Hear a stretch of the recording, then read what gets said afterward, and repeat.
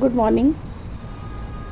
आज इस भाग में हम एनसीईआरटी की बुक कक्षा 10 संचयन हरिहर काका पाठ 1 इसे हम अच्छे से कहानी को समझेंगे। इसके लेखक हैं मिथिलेश्वर जी। हरिहर काका इस पाठ के लेखक मिथिलेश्वर जी हैं। ये है इनकी फ़ोटो, आप अच्छे से इनको देख लीजिए। सबसे पहले हम मिथिलेश्वर जी का परिचय जानेंगे। मिथिलेश्वर जी का जन्म 1950 में हुआ था। वे एक सुप्रसिद्ध साहित्यकार हैं। इन्होंने अपनी कहानियों में ग्रामीण जीवन की बखूबी वर्णन किया है। इनकी प्रमुख रचनाएं बाबूजी, मेघना का निर्णय आदि हैं। इन्हें सोवियत लैंड नेहरू पुरस्कार सहित अन्य कई पुरस्कारों से सम्मानित किया गया है। पाठ का सारांश हम जानेंगे, उसके बाद पूरे पाठ को हम विस्तार पूर्वक जानेंगे। प्रस्तुत पाठ में मिथिलेश्वर जी द्वारा रचित है। यह पाठ मिथिलेश्वर द्वारा रचित है। इस पाठ में उन्होंने यह स्पष्ट किया है कि आज़ादी के बाद ग्रामीण जीवन वास्तव में कितना भयानक और जटिल हो गया है। ज़माने के बदलाव के नाम पर आम लोगों के जीवन में नैतिक मूल्यों का हनन होता जा रहा है। इस पाठ में मिथिलेश्वर जी ने हरिहर काका के माध्यम से ग्रामीण पारिवारिक जीवन ही में ही नहीं अपितु हमारी आस्था के प्रतीक धर्म स्थानों और महंतों, धार्मिक गुरुओं के लालची स्वभाव को दर्शाया गया है। हरिहर काका एक बूढ़े तथा बेऔलाद व्यक्ति हैं। हरिहर काका के संयुक्त परिवार में 4 भाई हैं। हर भाई के हिस्से में 15-15 बीघे जमीन आई है। मतलब हरिहर काका कितने भाई हैं? 4 भाई हैं इस कहानी में, और चारों भाई को 15-15 बीघे, उनके हिस्से में 15-15 बीघे ज़मीन है। हरिहर काका के बेऔलाद होने के कारण उनके भाई ज़मीन को हथियाना चाहते थे। मतलब हरिहर काका बेऔलाद थे, इसलिए उनकी ज़मीन को उनके भाई भी हथियाना चाहते थे, और कुछ है इस कहानी में वो भी उसको चाहते थे, वो हम आगे देखेंगे। जिससे रिश्तों में दरार पड़ गई। गांव के लोगों को अच्छे और सच्चे मार्ग पर चलाने की जिम्मेदारी ठाकुर बारी की थी। ठाकुर बारी के महंत हरिहर काका का परिवार से मोह भंग कर उनकी सारी ज़मीन को ठाकुर बारी के नाम कर देने की सलाह देते। देखो यहाँ पे ठाकुर बारी के जो महंत हैं वो भी उनका खेत हथियाना चाहते हैं। महंत हरिहर काका का अपहरण कर जबरन उनके सादे और लिखे कागजातों पर अंगूठे ले लेते हैं। इस घटना के बाद हरिहर के भाई महंत के चंगुल से उन्हें मुक्त कराते हैं। कुछ दिनों बाद भाइयों द्वारा ज़मीन हथियाने के लिए काका के साथ मारपीट की जाती है। गांव वालों के द्वारा काका के दुष्ट भाइयों से छुड़ाकर उन्हें पुलिस सुरक्षा दी गई। हरिहर काका को ऐसा सदमा लगा कि वे मौन रहना पसंद करने लगे। उन्होंने एक नौकर रख लिया जो उनकी देखभाल करने लगा। कालांतर में पुलिस वालों ने भी काका के पैसे से अपना स्वार्थ सिद्ध किया। अतः बदले ज़माने में बड़े बुजुर्गों के प्रति बुरा व्यवहार व धन संपत्ति का लालच रिश्तों पर कितना भारी पड़ रहा है, यही दर्शाना इस पाठ का उद्देश्य है। यहाँ पे कुछ शब्दार्थ दिए गए हैं जिनको आप देख लीजिए। पहला आसक्ति। आसक्ति का अर्थ है लगाव। विलीन, लुप्त होना। ठाकुरबारी, देवस्थान। नियुक्ति, लगाया गया, किसी पर नियुक्ति लगाते हैं जो। प्रवचन, भाषण, उपदेश। तत्क्षण, उसी समय। निष्कर्ष, परिणाम। अप्रत्याशित, आकस्मिक। आच्छादित, ढका हुआ। महटिया कर देना मतलब टाल जाना, नज़रअंदाज कर देना, इग्नोर कर देना। मुस्तैद, तैयार, कमर कसकर तैयार रहना। हुमाद, हवन में प्रयुक्त होने वाली सामग्री, जिसे हम हवन सामग्री कहते हैं उसे हुमाद कहते हैं। यंत्रणाओं, यातनाओं, क्लेशों, कष्टों। मझधार का अर्थ है जल प्रवाह या भव सागर के मध्य में। दवनी का क्या अर्थ है? गेहूँ या धान निकालने की प्रक्रिया। अगौम का अर्थ होता है प्रयोग में लाने से पहले देवता के लिए निकाला गया अंश। सयाना बड़ा होना। विकल्प का अर्थ होता है दूसरा उपाय। संचालन, चलाना। घनिष्ठ, गहरा। मशगूल, व्यस्त। अकारत, बेकार। व्यय, व्यय का अर्थ होता है वसीयत। वय, उम्र। व्यय का अर्थ वसीयत और व्यय का अर्थ उम्र। अब इस पाठ को हम अच्छे से संपूर्ण पाठ को पढ़ेंगे और व्याख्या करेंगे। सारांश आपने अच्छे से समझ लिया है। सारांश की मदद से आप इसके सभी प्रश्नों को आसानी से हल कर सकते हैं। हरिहर काका के यहाँ मैं अभी अभी लौटा हूँ। कल भी उनके यहाँ गया था, लेकिन न तो वह कल ही कुछ कह सके और न आज ही। दोनों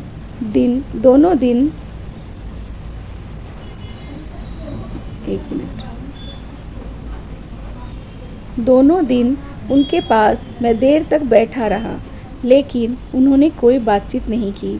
जब उनकी तबीयत के बारे में पूछा, तब उन्होंने सिर उठाकर एक बार मुझे देखा, फिर सिर झुकाया तो दोबारा मेरी ओर नहीं देखा। हालांकि उनकी एक ही नज़र बहुत कुछ कह गई।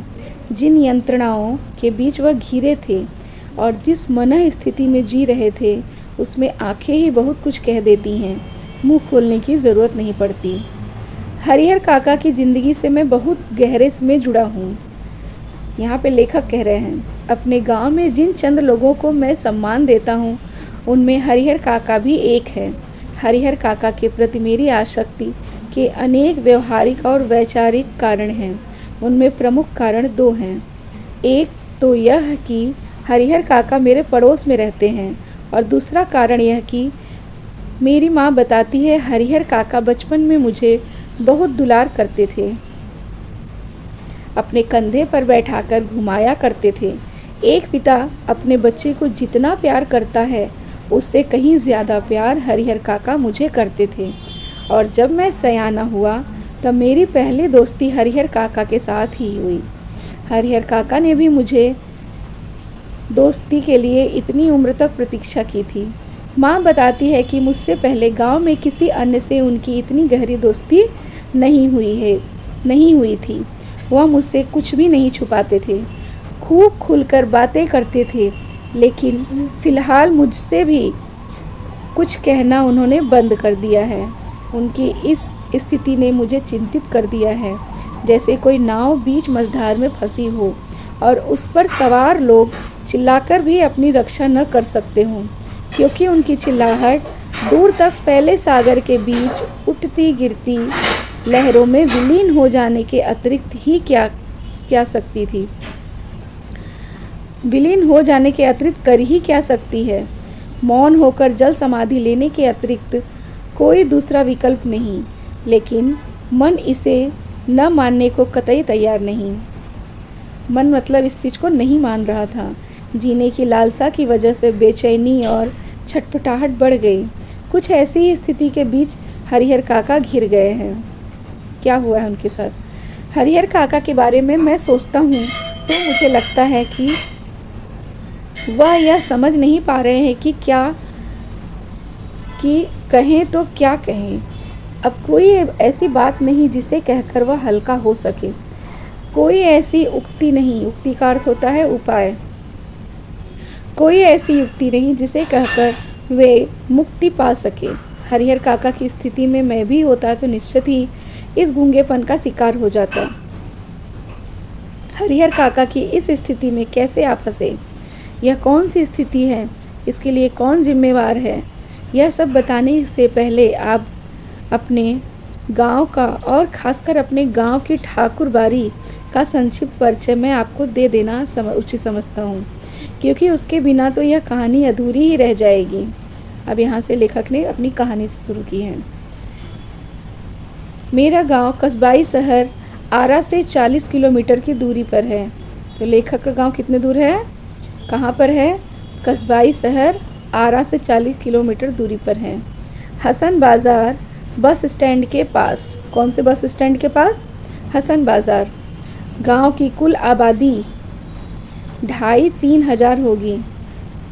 तो लेखक के गांव की आबादी कितनी होगी? 2,500-3 हज़ार। गांव में 3 प्रमुख स्थान हैं। गांव में कितने प्रमुख स्थान हैं? 3। गांव के पश्चिमी किनारे का बड़ा सा तालाब ये पहला। दूसरा, गांव के मध्य स्थित बरगद का पुराना वृक्ष और गांव के पूरब में ठाकुर जी का विशाल मंदिर, जिसे गांव के लोग ठाकुरबाड़ी कहते थे। तो ये 3 प्रमुख स्थान है। गांव में इस ठाकुरबाड़ी की स्थापना कब हुई, इसकी ठीक जानकारी किसी को नहीं। इस संबंध में गांव में जो कहानी प्रचलित है वह यह कि वर्षों पहले, जब यह गांव पूरी तरह बसा भी नहीं था, कहीं से एक संत आकर इस स्थान पर झोपड़ी बना रहने लगा। वह सुबह शाम यहाँ ठाकुर जी की पूजा करते थे, लोगों से मांग कर खा लेते थे और पूजा पाठ की भावना जागृत करते थे। बाद में लोगों ने चंदा दे करके यहाँ ठाकुर जी का एक छोटा सा मंदिर बनवा दिया। तो मंदिर के बारे में कौन सी कहानी प्रचलित है, वह सब आप अच्छे से याद कर लो। फिर जैसे जैसे गांव बसता गया और आबादी बढ़ती गई, मंदिर के कलेवर में भी विस्तार हो गया। लोग ठाकुर जी को मनौती मानते कि पुत्र हो, मुकदमे में विजय हो, लड़की की शादी अच्छे घर में हो, लड़की की शादी अच्छे घर में तय हो, लड़के को नौकरी मिल जाए। फिर इसमें जिनको सफलता मिलती वह खुशी खुशी ठाकुर जी पर रुपए, जेवर, अनाज चढ़ाते। अधिक खुशी होती तो ठाकुर जी के नाम अपने खेत का एक छोटा सा टुकड़ा कर देते। यह परंपरा आज तक जारी है। अधिकांश लोगों को विश्वास है कि उन्हें अच्छी फसल होती है तो ठाकुर जी की कृपा से, मुकदमे में उनकी जीत हुई तो ठाकुर जी के चलते। लड़की की शादी इसलिए जल्दी तय हो गई क्योंकि ठाकुर जी को मनौती मनाई गई थी। लोगों के इस विश्वास का यह परिणाम है कि गांव की अन्य चीज़ों की तुलना में ठाकुरबाड़ी का विकास 1000 गुना अधिक हुआ है। अब तो यह गांव ठाकुरबाड़ी से ही पहचाना जाता है। यह ठाकुरबाड़ी न सिर्फ मेरे गांव की एक बड़ी विशाल ठाकुरबाड़ी है, बल्कि पूरे इलाके में इसकी जोड़ की दूसरी ठाकुरबाड़ी नहीं है। ठाकुरबाड़ी के नाम पर 20 बीघे खेत हैं। ठाकुरबाड़ी के नाम पर कितने बीघे खेत हैं? 20 बीघे। धार्मिक लोगों की एक समिति है जो ठाकुरबाड़ी की देख रेख और संचालन के लिए प्रत्येक 3 साल पर एक महंत और एक पुजारी की नियुक्ति करती है।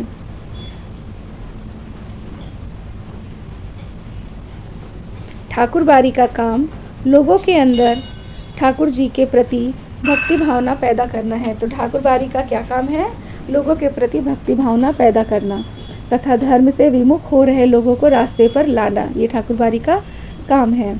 ठाकुरबाड़ी में भजन कीर्तन की आवाज़ बराबर गूंजती रहती है। गांव में जब भी बाढ़ या सूखे की चपेट में आता है गांव, ठाकुरबाड़ी के अहाते में तंबू लगाया जाता है। तंबू कहाँ लगाया जाता है? ठाकुरबाड़ी के अहाते में। लोग और ठाकुरबाड़ी के साधु संत अखंड हरि कीर्तन शुरू कर देते हैं। इसके अतिरिक्त गांव में किसी भी पर्व त्योहार की शुरुआत ठाकुरबाड़ी से ही होती है। होली में सबसे पहले गुलाल ठाकुर जी को ही चढ़ाया जाता है। दिवाली का पहला दीप ठाकुरबाड़ी में ही जलता है। जन्म, शादी और जनेऊ के अवसर पर अन्न वस्त्र की पहली भेंट ठाकुर जी के नाम की जाती है। ठाकुरबाड़ी के ब्राह्मण साधु व्रत कथाओं के दिन घर घर घूमकर कथा वाचन करते हैं। ठाकुरबाड़ी के ब्राह्मण साधु क्या करते हैं? जिस दिन व्रत कथा होती है उस दिन सबके घर घर घूमकर कथा वाचन करते हैं। लोगों के खलिहान में जब फसल की दवनी होकर अनाज की ढेरी तैयार हो जाती है, तब ठाकुर जी के नाम अगौम निकाल कर ही लोग अपने अनाज अपने घर ले जाते हैं। अगौम का अर्थ अभी मैंने बताया था, जो हम भगवान के लिए प्रसाद निकालते हैं कुछ भी अपने यूज़ करने से पहले।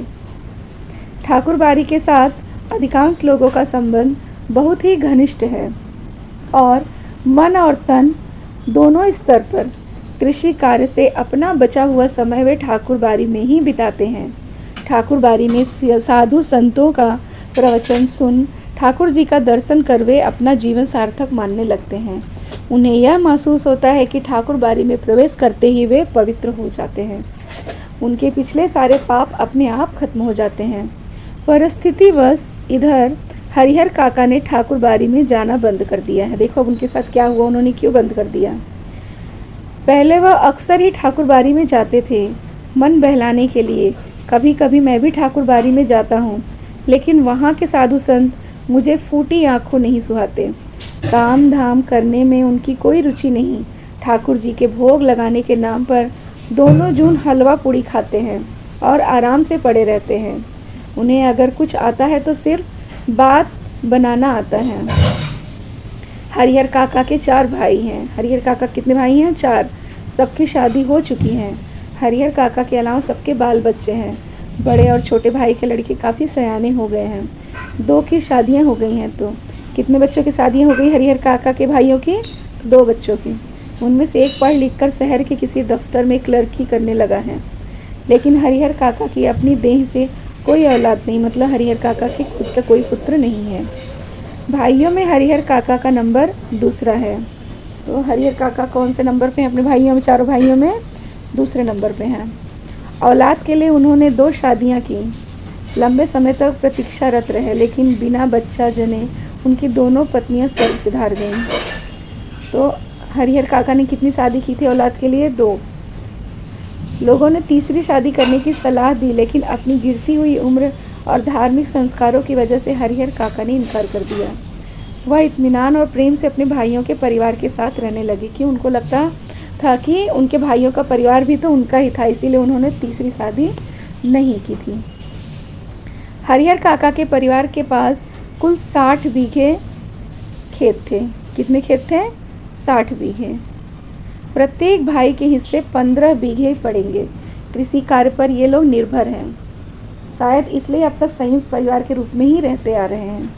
हरिहर काका के तीनों भाइयों ने अपनी पत्नियों को यह सीख दी थी कि हरिहर काका की अच्छी तरह सेवा करना, समय पर उन्हें नाश्ता खाना दे, किसी बात की तकलीफ न होने दे। कुछ दिनों तक वे हरिहर काका की खोज खबर लेती रहीं, मतलब उनकी देखभाल करती रहीं। लेकिन उसके बाद फिर उन्हें कौन पूछने वाला। ठहर चौका लगाकर पंखा झलते हुए अपने मर्दों को अच्छे अच्छे व्यंजन खिलाती, मतलब अपने अपने पतियों को तो अच्छा व्यंजन खिलाती थी, लेकिन हरिहर काका के आगे तो बची खुची चीज़ें ही आती थीं। कभी कभी तो हरिहर काका को रूखा सूखा खाकर ही संतोष करना पड़ता। अगर कभी हरिहर काका की तबीयत खराब हो जाती तो मुसीबत में पड़ जाते। इतने बड़े परिवार के रहते हुए भी कोई उन्हें पानी तक देने वाला नहीं। सभी अपने कामों में मशगूल। बच्चे या तो पढ़ लिख रहे होते या तो धमा चौकड़ी बचाते। मर्द खेतों पर गए रहते। औरतें हाल पूछने भी नहीं आती। दलान के कमरे में अकेले पड़े हरिहर काका को स्वयं उठकर अपनी ज़रूरतों की पूर्ति करनी पड़ती। ऐसे वक्त में अपनी पत्नी को याद कर करके हरिहर काका की आंखें भर आती। भाइयों के परिवार के प्रति मोह भंग की शुरुआत इन्हीं क्षणों में हुई, मतलब उनका मुंह टूटने लगा अपने भाइयों के परिवार से। और फिर एक दिन तो विस्फोट ही हो गया।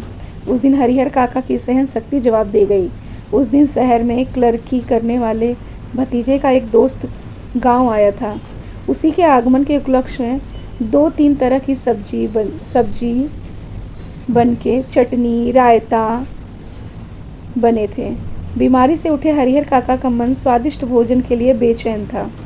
मन ही मन उन्होंने अपने भतीजे के दोस्त की सराहना की। उनको लग रहा था कि आज बहुत कुछ खाने को मिलेगा उन्हें भी, जिसके बहाने उन्हें अच्छी चीज़ें खाने को मिलने वाली थी।